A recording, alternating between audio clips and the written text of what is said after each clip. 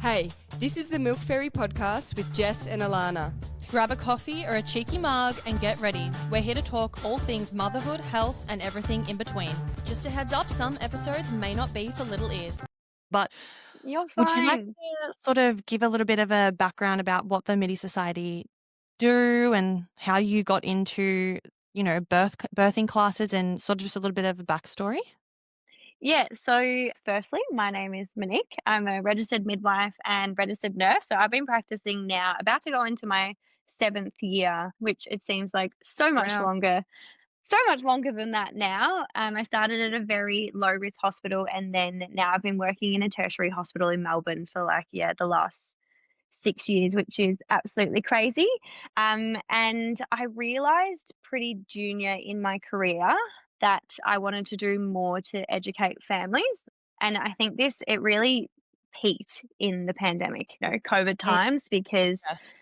I was practicing those times and, we just didn't have the time to do pregnancy appointments, or we were doing them online. That face to face interaction is like so important. And women were quite literally robbed of their pregnancies Mm. and postpartum journeys Mm-hmm. because of that time. And I think I was like, how can I make education more accessible for people? And I had listened to podcasts, but truthfully, I was just getting frustrated listening to other people's podcasts because birth is so particular. And in the hospital system, how things sort of unfold. So when I was listening to people's stories, there was a lot of American versions. There was also just like a lot of mothers telling their stories, which is amazing. But then the conversations between the hosts and those people sharing the stories, it just didn't make sense to us as midwives, because we're like, well, it couldn't have actually unfolded that way. So I Right. was like, there's a little bit of a gap in the market as such. Maybe I'll start a podcast. And, Mhm. obviously that imposter syndrome kicked in pretty quickly of, well, who's going to listen to me? I think I was in my 2nd year of midwifery. I was like, people are going to judge me for this. And honestly, taking that risk was like the best thing I ever did. And from there, the podcast did really well and we just grew. But I'm very much a people person and knew that I needed that face to face interaction, which I'm sure you guys know. Podcast is just, it's a whole other world and it's so much energy. And I loved it. But I was just, getting the messages, it wasn't enough for me for people just sending in a message being like, that was a great episode. Like, I knew that I could be doing more. And that's when I launched the birth classes. And that was 2 and a bit years ago. And then from there, it's grown a lot, which is pretty crazy. But we now run multiple classes a month in Melbourne. We have classes in Geelong, which we've launched this year, but also in Yep. Sydney and Brisbane. And now we've recently also launched our Middee ED, so our baby and child first aid classes too. So it's all Amazing. happening. Yeah, I That just is saw so that on your cool. Instagram, the Middee ED. That sounds that's very cool. So Well, cool. we just knew we wanted to do more. Yeah. Yeah, absolutely. And I feel like there's such a big gap for conversation around birth and just talking about it, educating on it. Like we were talking in a Mm, recent podcast, Alana and I both hadn't seen birth until we were in labor. It's Yeah. like you just don't know what to expect. And I like to think that I was doing my research and, but then all of mm, a sudden you're in labor and it's like you just have no idea Mm-hmm. unless you've done, a birth class. I never did a birth class and I think, well, it was during the whole COVID time as well, wasn't Mm. it? Same with Odin? Yeah, I was never exposed to, like Jess was saying, birth either. mm. I did one of the hospital birthing classes. I think it was about 4 weeks. It was with my Yep. partner. And, just sort of the very basics of everything coming from someone that I had no idea. So we were just doing those classes. I mean, they were okay, but I don't think they go into that in depth about Mm. things. Yeah. How would you compare sort of a mainstream, like hospital, old school, I guess you could say birth class compared to what you're offering? Yeah. Honestly, I get this question all the time because every Did hospital you see runs those birth their classes in Hollywood movies? That's what I'm imagining. Like, you know what I mean? yeah. Like practicing the pushing and like all that stuff. It's like, how different Well, what do your birth classes look like? so I guess if we start with mine, so basically, well, it's probably easier to start with the hospitals actually. So when you think about the hospital classes, so you've got to think of the hospital like a business, because it is. Mm. Yeah. And they are only going to sell you what that hospital does in terms of Yeah. their policies and procedures are their products ultimately. So they Mhm. can only talk so much, like the midwives running them, they can only talk so much from what the hospital is allowing them to say ultimately. Mm. Yes. It's not that I want to say that the hospital is a business, but it But is, it is. They have It budgets, is. they It's have definitely everything. is.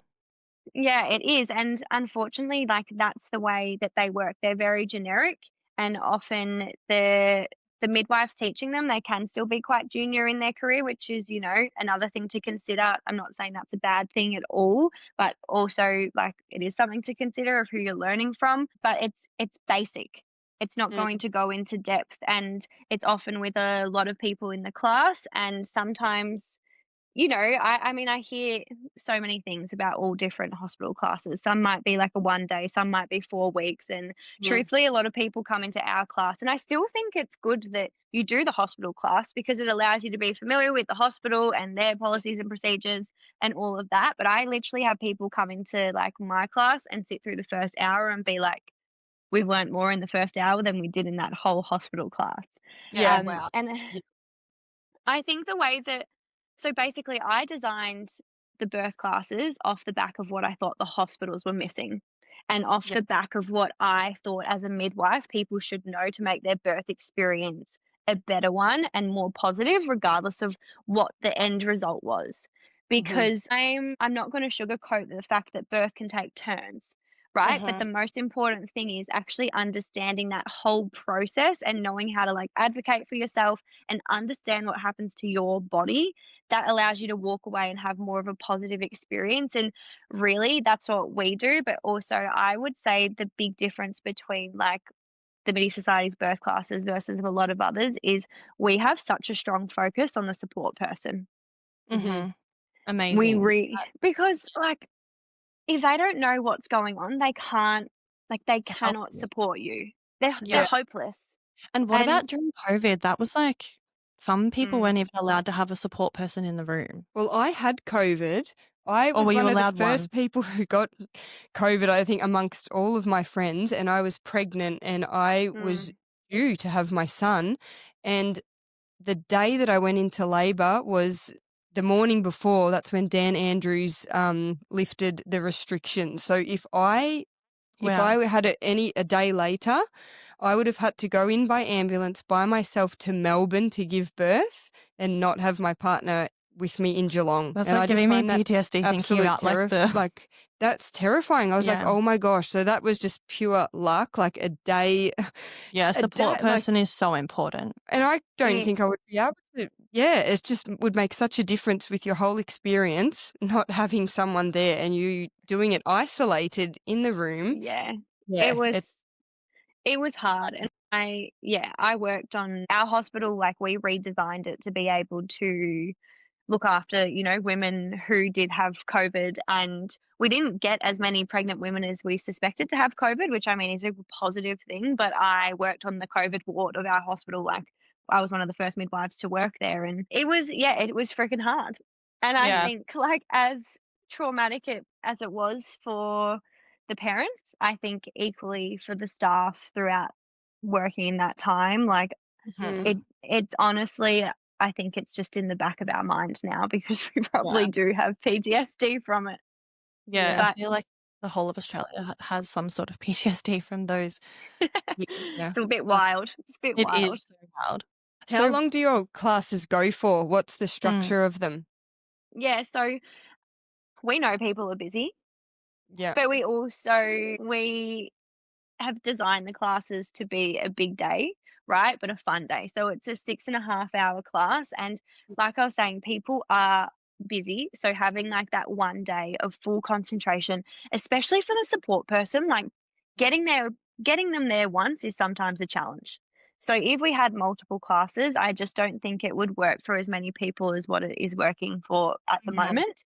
But the way that we have designed the classes is so at the beginning of the class, we all sort of understand like the body, what's happening to your body whilst you're pregnant, a bit of an mhm, anatomy lesson, just so because for some people, like, the last time they heard about like birth literally was in like year sex ed in seven my sex ed. yeah, Yeah. And yeah. they literally. like women don't know what a cervix is. Women don't know, like, what your uterus is. Like, No, it's or like what wild to me. water is and what yeah, Mm, all those little things. Because to be honest, when you're in it and it's happening to you or they're saying, "We're gonna break your waters," or "We're gonna do this, we're gonna do that," like, mm, they don't explain too much. yeah, They more so just say what they're gonna do and then you agree and then it just kind of happens. Like, that's what it felt like to me anyway. mm, Feels like it's Yeah. happening to you or something. mm, I mean, I would hope that they would explain what they're Yeah, doing more, but, I don't have control over that. yeah. But mm, that's one of the other reasons why it's so important that you are aware of these things. So in those moments, you actually understand what is Mm, happening to you. Like, yeah, absolutely. It takes a lot of the fear out of it as well.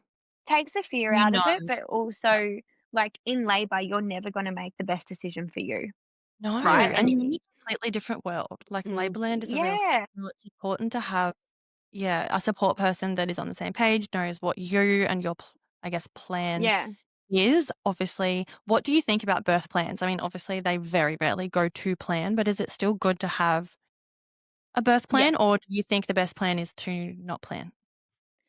No, I don't think the best plan is to not plan. Think everyone should do some form of education. I Yeah. I know there are some people out there that is like ignorance is bliss, but mm, truthfully, that's where I see throughout the labor and also the postpartum, like these women struggling the most. Because Yeah. truthfully, labor is intense, right? You guys have experienced it is intense. And if you have no idea what is happening to your body and why you're feeling the things that you're feeling, women quite literally can be like, there's something wrong with me, like I'm dying. yes, And yeah, I'm Well, like, that you are is not what it dying. feels like when you don't know. But It yeah, it's absolutely. coming from being uneducated. And I'm not saying that to scare people. And No. I often talk about this in my classes. I'm like, the people that behave like that and talk like that are the ones who are uneducated, who have no idea what is going on. And I understand why And I they feel would like feel that that was way. yeah, yeah, that was me. Yeah. I So, felt like I was very uneducated. I don't think I knew I wasn't told, and I do wish that I was told to do a birth class. I don't think one person told me to do a birth class. yeah. I wasn't offered a birth class, like nothing.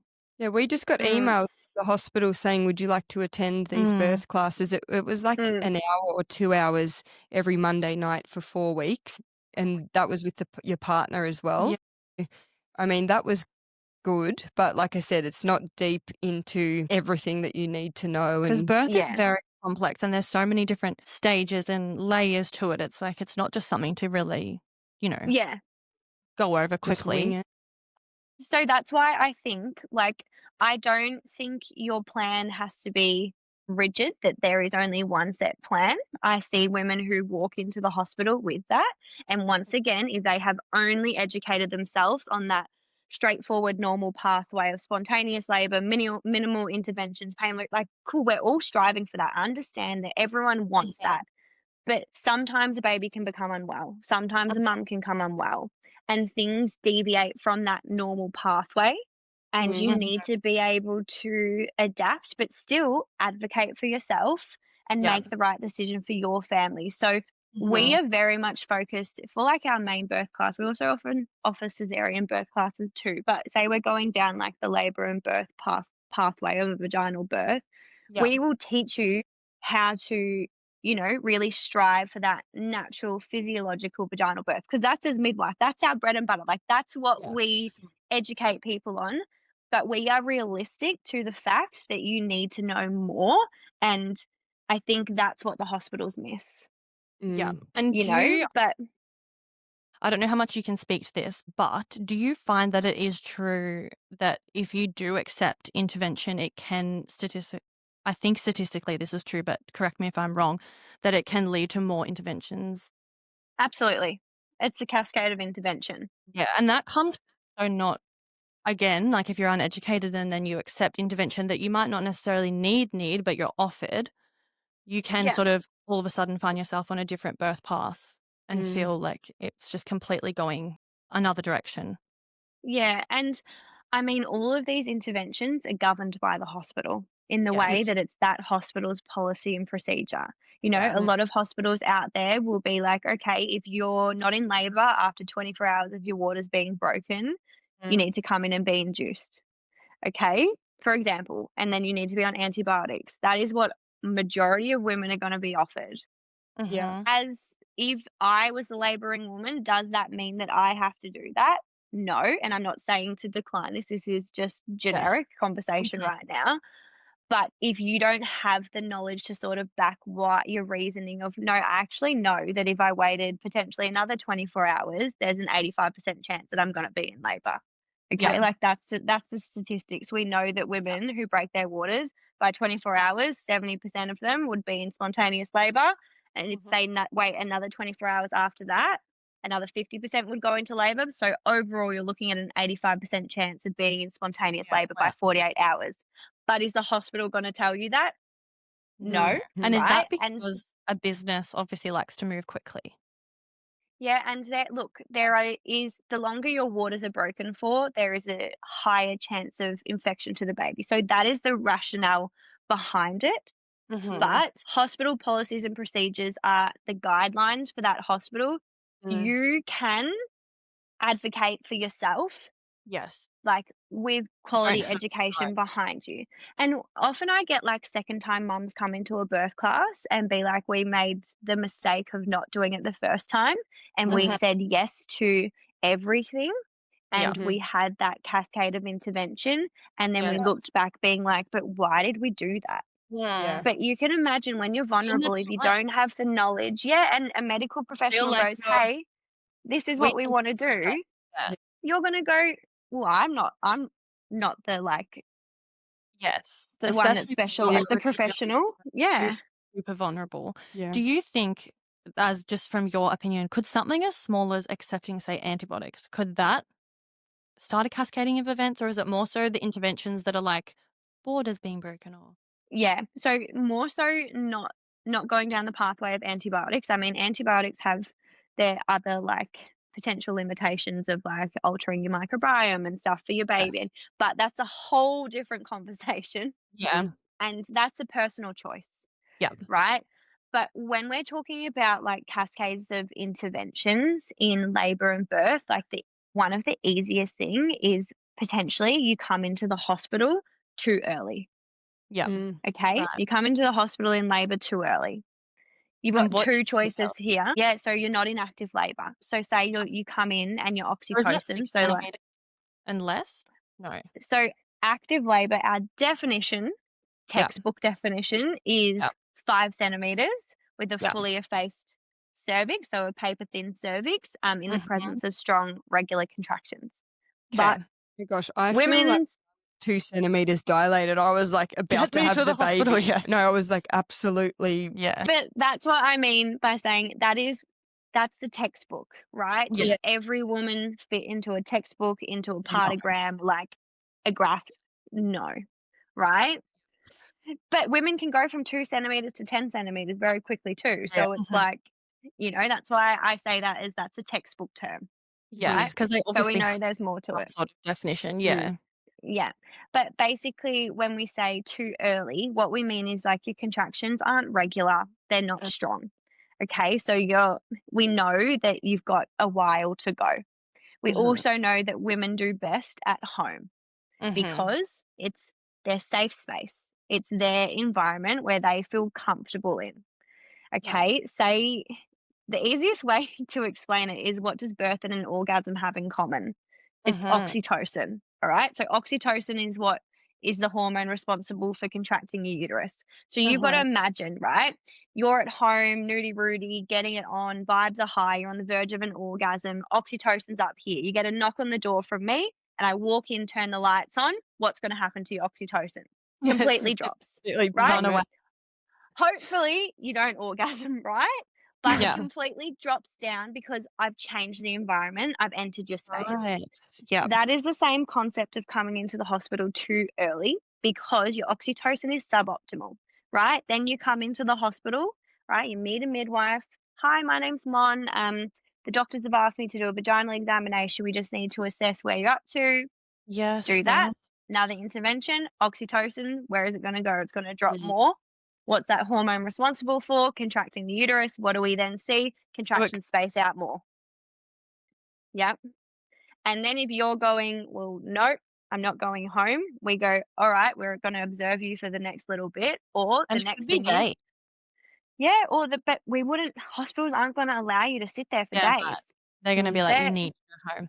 they're Yeah. well, we're gonna try and send you home, but then the next thing the hospital is if you're saying, "No, I'm not going home," well, the hospital goes, "Well, let's get on with it then. Let's break your waters, And induce and you. then let's put Yeah. the hormone drip up," and this is the cascade of intervention. From the And then hormone drip, you're more likely to then ask for an epidural. With an epidural, you're more likely then to have an instrumental birth of the vacuum or forceps, and also and a even with an tear. epidural.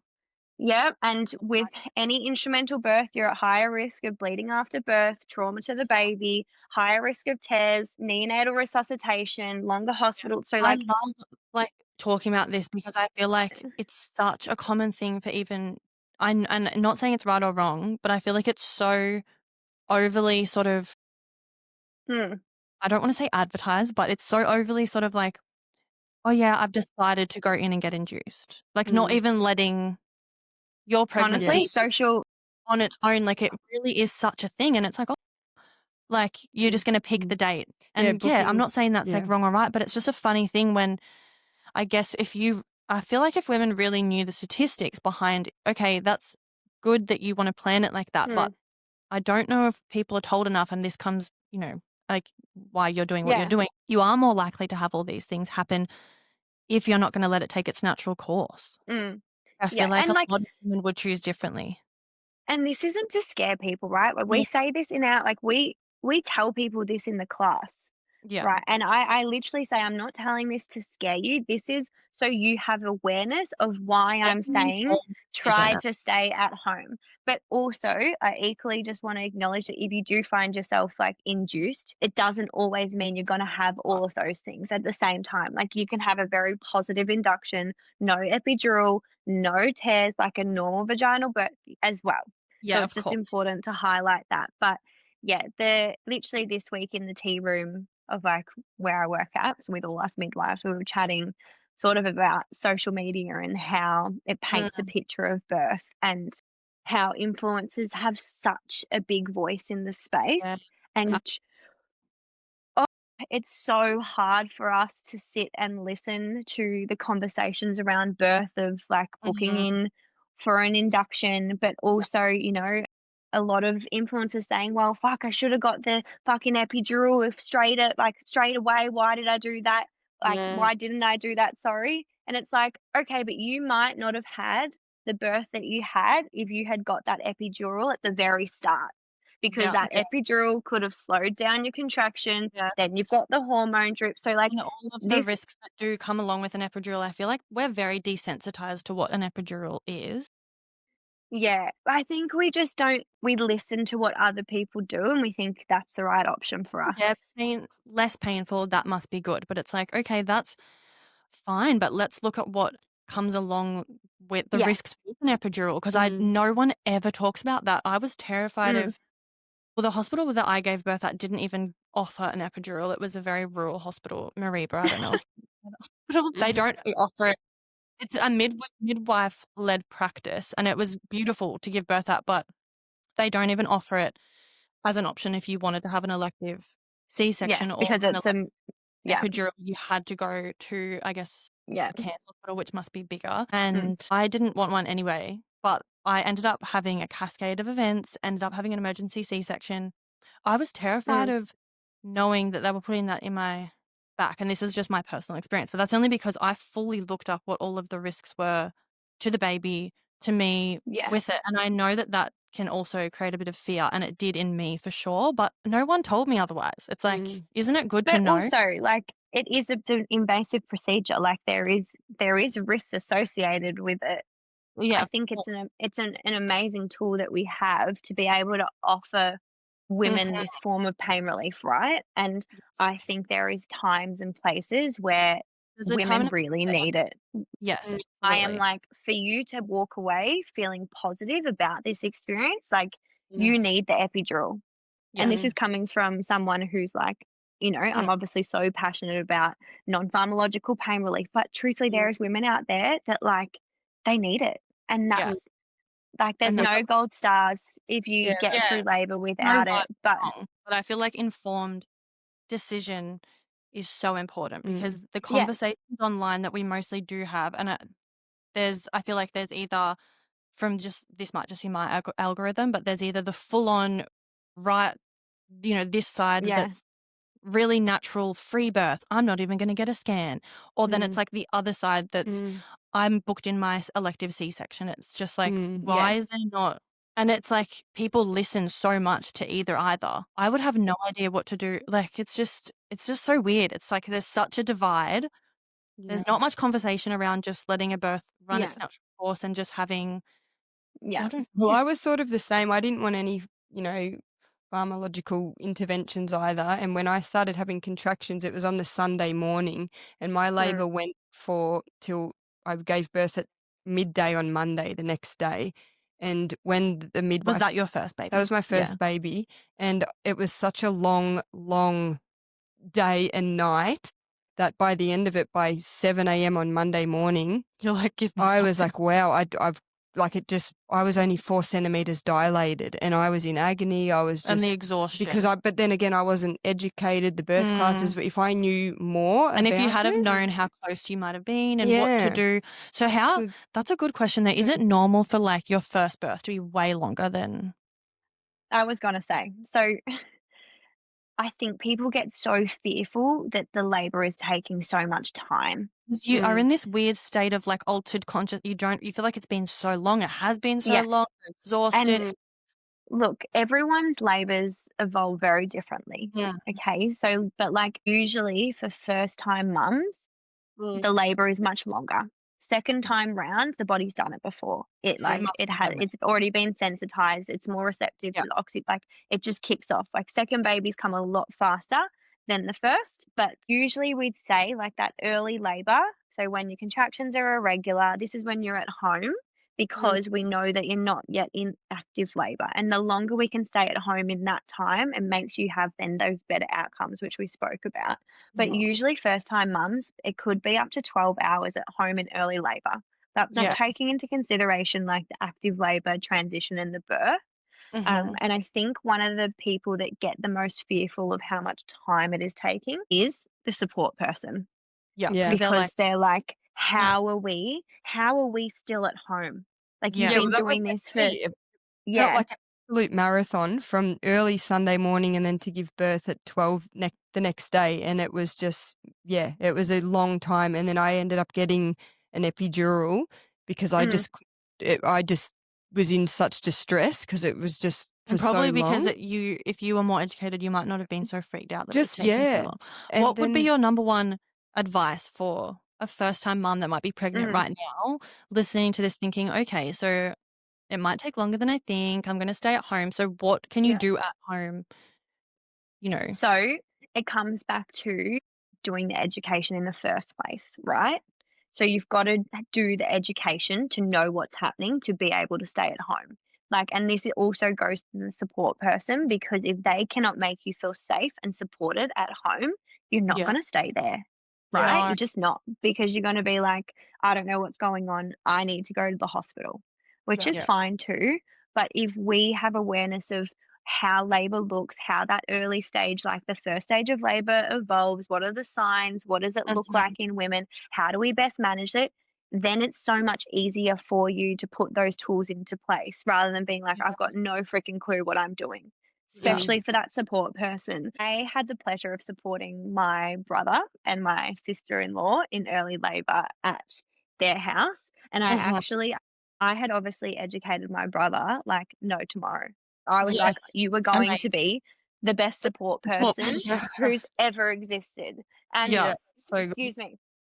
And so I had like drilled everything into him, and I didn't know if I was actually gonna like be there in labor to support them because they were feeling so educated. They were like, we feel okay. We've got this. We know, Yeah. yeah, like we know that you're here if we need you, but we're actually okay." And anyway, they went into labor like 6:30 in the morning, cramping, and I went to work and I didn't get home until maybe 10:30 PM, and my brother called me and was like, "I think you've gotta come. Like, I think Maddie just needs you for some reassurance that everything's okay because 'cause we've been at home now for 16 Mhm. plus hours.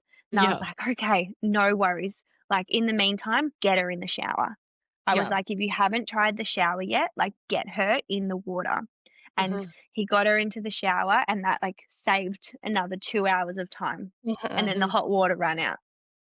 Oh, God. And then by that time, I had got there, but honestly, I walked into the room and I like into their home, and I didn't have to do anything. Like Yeah. he had done everything already. The fairy lights were hung, like the space was so full of oxytocin, all Yeah. right, because that's what we want, an oxytocin rich environment. The lights were dim, okay, fairy Yeah. lights were going, music was playing, heat Mhm. packs were on, one was in the microwave, one was on Maddie's back. She had the TENS machine on. He was hip squeezing every contraction, and he was Amazing. absolute like, he was cooked, but he had done every single thing that, like, we Mhm. had built in his toolkit, and Yeah. in early labor, it's just about buying time. yeah.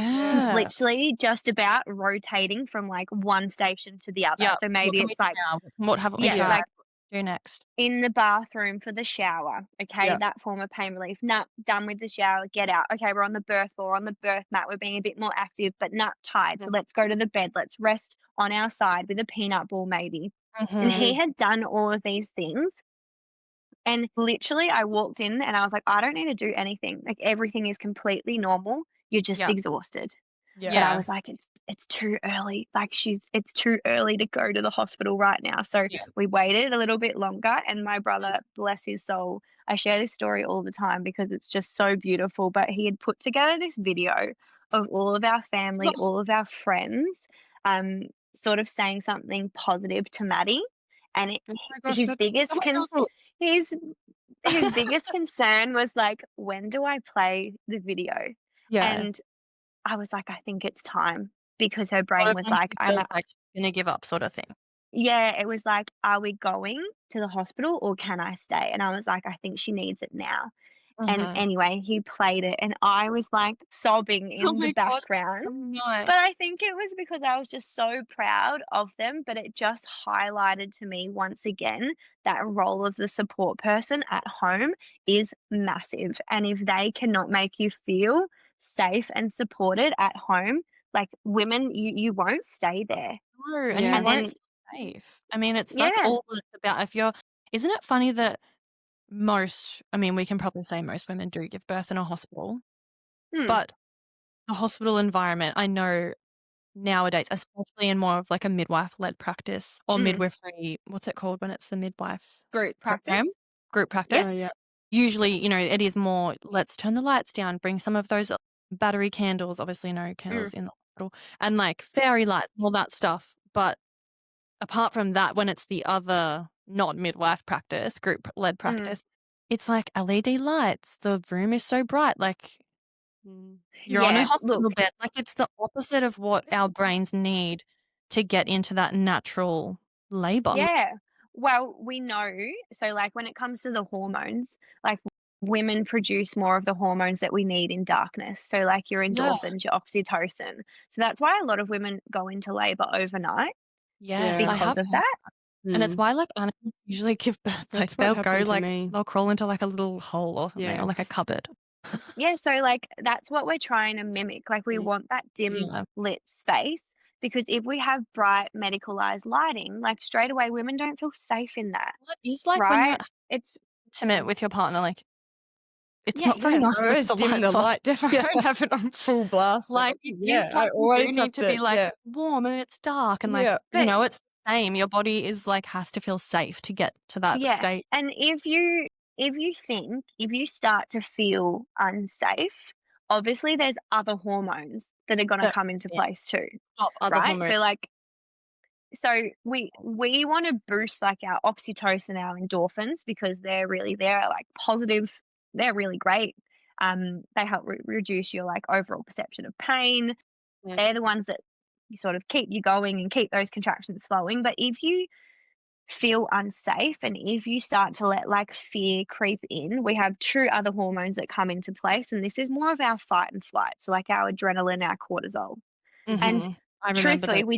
we do need them for, like, the end of labor to Yeah. keep you going, but we need controlled levels of them. If you let those hormones just run like rampage, Mm. then they will block the Mhm. oxytocin and the endorphins, Yeah, and Yeah. they and slow down the contractions. can they stop labor and Yeah, if make it go women back a bit? Because mine, when I was in labor and I did get I sort of had this thought that, "Oh my gosh, I don't know if I can do this, the baby's not gonna fit," and then the stress, was running through my body, I felt like I was gonna have a panic attack, and then mm, my cervix actually started to, close, or the well, baby you would started, have Mm. going back up. I Oh remember my the feeling of it, gosh. sucking up, and then I well, had to you get up gotta there think it's C-section at gonna it's going to play a role in your Mm. contractions, and Yeah. if we don't have contractions, you're not Mm. gonna have cervical dilation, Mhm. okay? If you don't have cervical dilation, you're not gonna have a vaginal birth.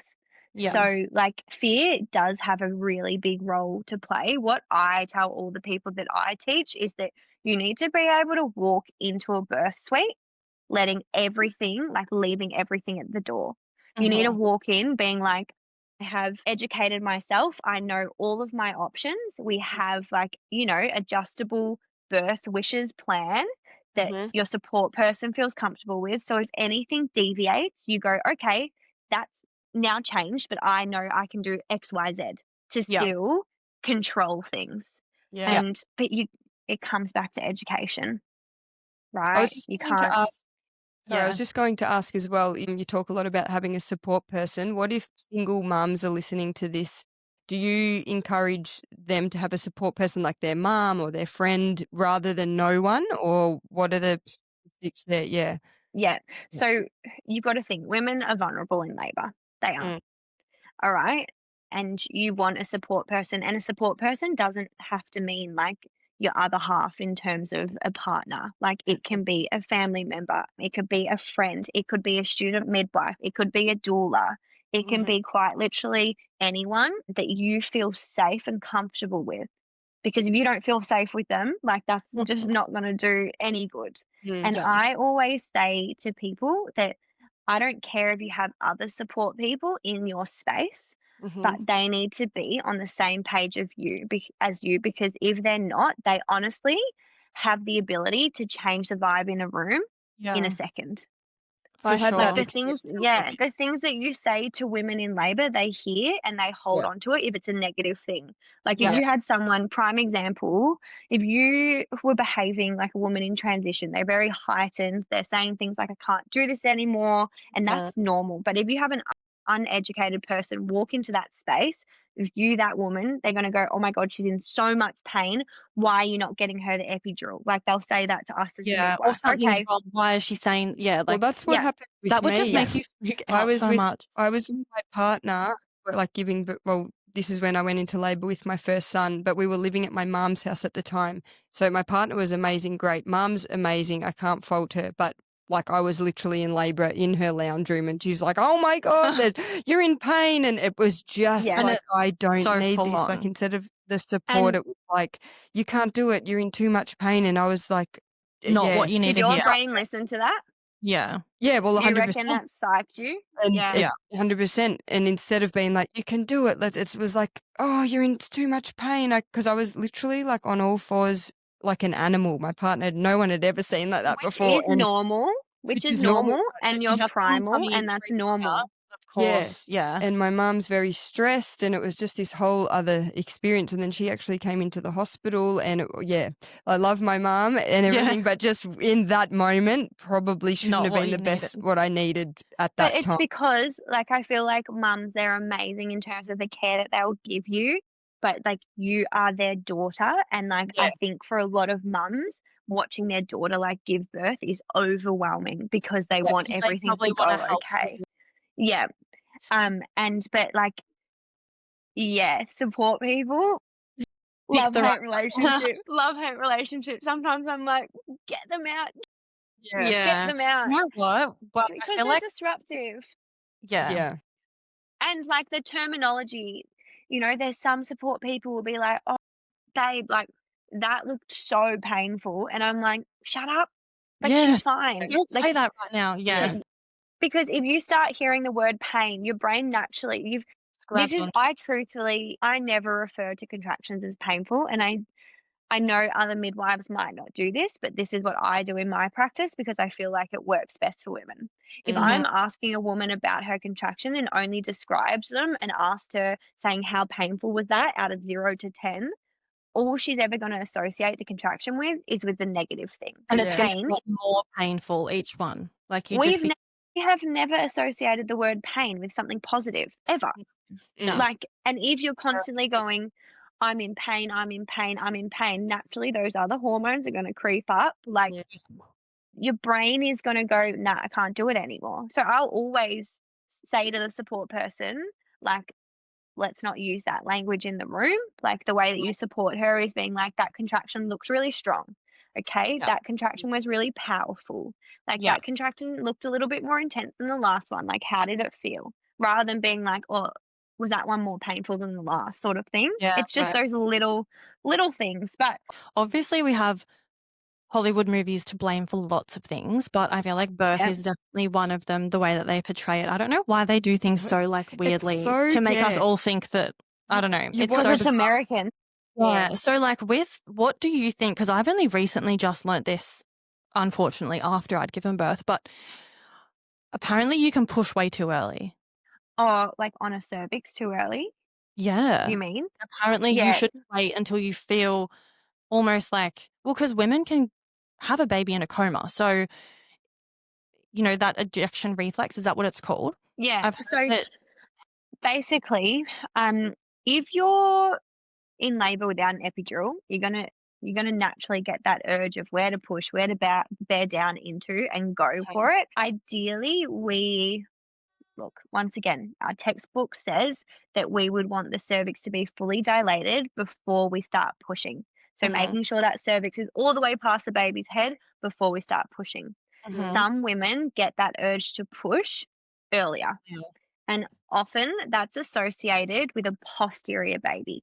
mhm, Mm. Okay, so a posterior baby, just think of it like their tummy, or their spine is along mum's spine. yes. But Good God, that's painful. because of that position, I often mean, well, women do get that urge to push earlier. Mm. Okay, but if they start pushing too soon, sometimes what can happen is the cervix can swell. If the hospital assesses your cervix and goes, it's swelling, the first thing they're going to recommend is an epidural. All right. Because if you have an urge to push, we cannot take that sensation like away from you unless we use an epidural. It's like if you need to vomit, right? You know how you're like trying to hold it down, you're yeah, like, right. can't do it anymore. That is like pushing. If you have that urge, we can't go cross your legs, hold it in. Your Yeah, body right. just does it. And the only way we can stop that is with an epidural. And yeah, there's that So once that's again is sometimes like where an another topic. epidural may be Mm. needed is when if the Yeah, cervix has a lot sometimes. of bleeding and it's not gonna it's sort of blocking the baby from being to come out, but the mum does have that urge and the contractions are still super powerful, then that can be where an epidural is useful. You will see that if you find yourself in that position in the hospital Mhm. system, you will find yourself being offered an epidural. Yeah, That is what right. the That's hospital will do. that And this was all me. comes back But to having the education. once again, there is also studies around the fact that posterior babies are naturally going to give mums that urge to push earlier. Okay, and Mhm. that's why they do, and that's why the cervix swells in itself. Yeah. Well, you We know could talk what? for so long. We've There's so many. actually that's all we've got time for, but thank you so much for just chatting to us about birth. It's just something that I feel like you can never talk about enough as women Oh and yeah. just educate around. And I guess what's two things that you would close this conversation on for any new mum? Mm. Obviously, number one is probably, get the education. Yeah, that's always I think obviously the number one thing is always going to be education for me Mm. because we know with good quality education, you're going to have a more positive experience because you Mm. understand what's happening to you. All right. And I think that is something that no one can take away from you ever.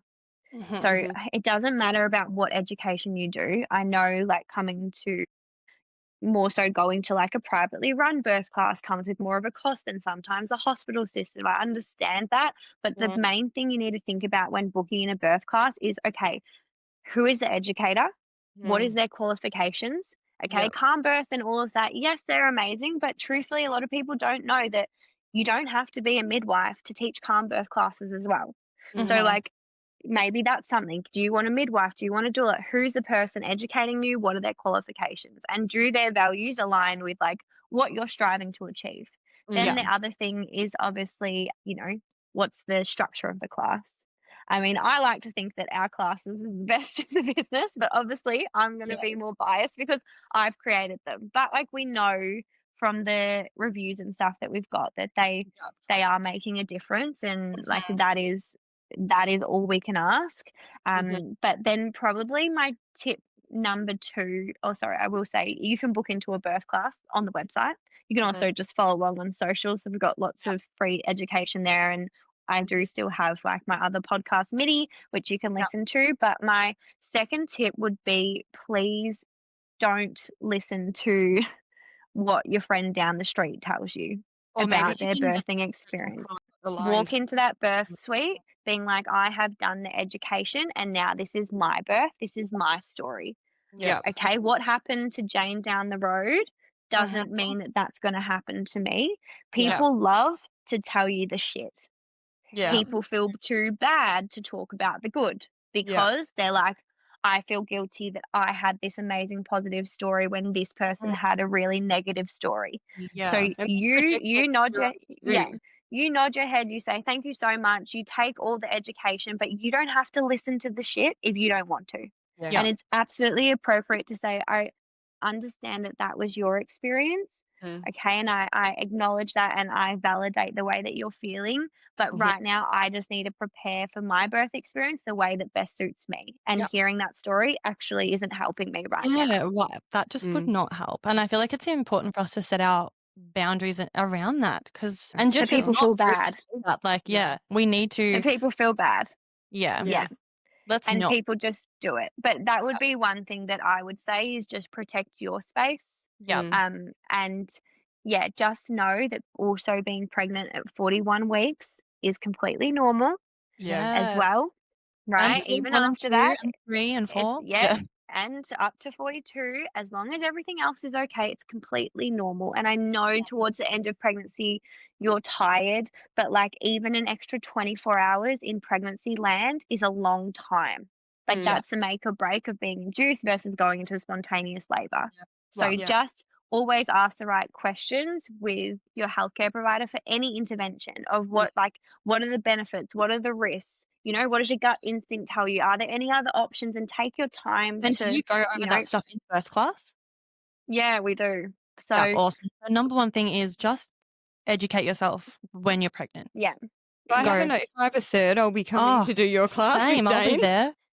Yeah, well, we created the online like birth masterclass mini method too for this reason because we know like sometimes second, third time parents they're busy that Mhm. like getting to a physical class is too much. So Yeah. we yeah, I launched the online birth class this year, which was like the hardest thing I've ever done in the world. So But much to make it money. more accessible, Yeah. right? To give people good quality education that aren't just in cities, like those people Yeah. that are in rural, remote, like, and make it accessible is, yeah, the more people that I can educate and empower, like, honestly, that's my definition of success within this business. Yeah. Oh, So, Amazing. amazing, yeah. Congrats, because it's amazing. yeah, it's really amazing what you're doing. Education is power. Knowledge is So Yes, power. knowledge is power. knowledge is That's It power. what we really, love. really is. Okay, well, thank you so much, Monique. It was so nice to meet you and talk to you. You And too. And you guys are doing amazing too. oh, thank you. Thank you. Thanks so much. If anyone wants My to pleasure. find you on Instagram, it's the Middee Society. Is Yes, that right? and Yep, Middee is Middee. But yes, just follow along on absolutely. Instagram. We offer all free like education there. And then yeah, if you're wanting to learn more and prepare for parenthood and beyond, like you can book into a birth class, first aid class, and also the online class as well. Amazing. Amazing. Okay. Awesome. Thanks so Thanks so much for having much. me. You Thanks, My too. Monique. pleasure. Bye. Bye. Bye.